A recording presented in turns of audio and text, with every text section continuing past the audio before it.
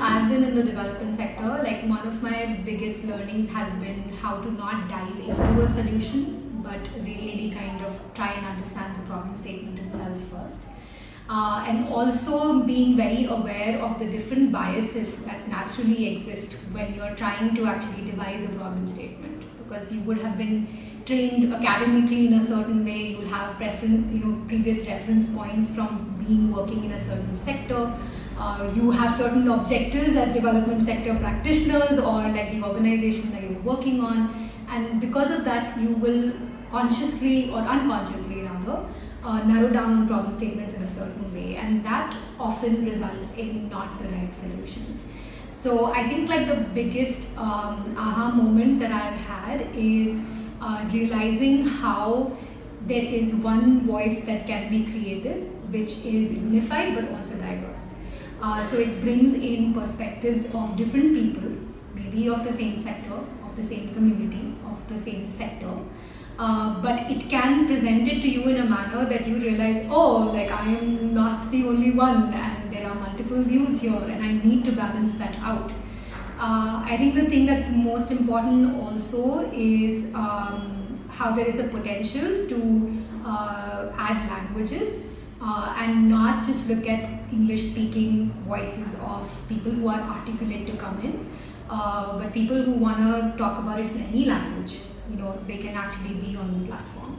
And the last piece that I find really interesting also is that you really don't need to have like that exact keyword that you're using, because it helps you find information by trying to understand the context of the question, right? And not just the keywords of the question. So I might not use certain words at all as an end user because I'm speaking in Kannada, I'm speaking in Hindi, and certain academician might be using very technical terms, but it will find the reasoning to actually bring it together and show it to me.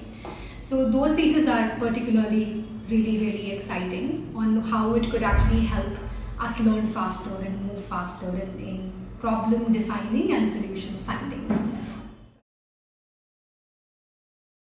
And I think the collective wisdom, as I said, like there is a problem statement definition aspect also.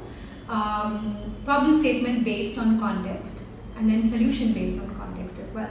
So I feel like in the past like 10-12 years in the development sector, like the thing that I have noticed personally in my own learning curve is that my answers around how has changed, right? So it's not about what I'm doing, it's not about why I'm doing, but the learning around how I am doing to achieve something has been more nuanced, based on experiences, based on interacting with these divergent views, based on the instinct that has been developed in me because I've implemented solutions in a certain manner and faced certain challenges or faced certain feedback.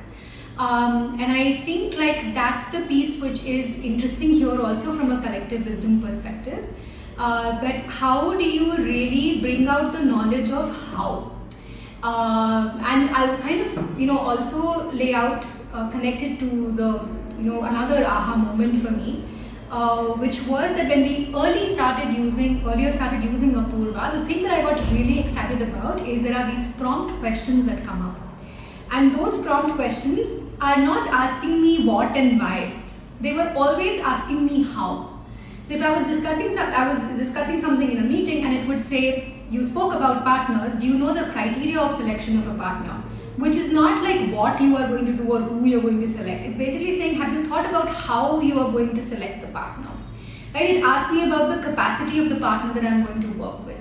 It asked me that, have you understood the intersection of these two things, right? So again, like before keep in mind that there is a how on understanding the intersection as well.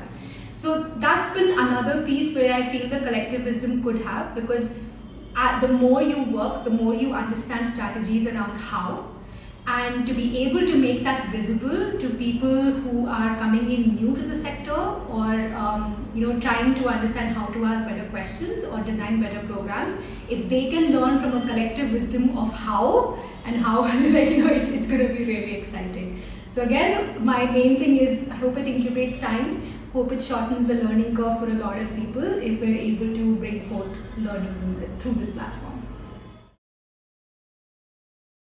But I think over a period of time, what has really emerged is that there are they at a very surface level, whether it's an organization on housing, energy, livelihood, agriculture, at a surface level, we are doing very specific things specific to our sector.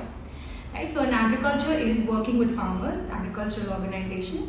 A skilling institute is working with maybe like youth to empower them in terms of job opportunities, etc. Health sector is working with health infrastructure, health human resource.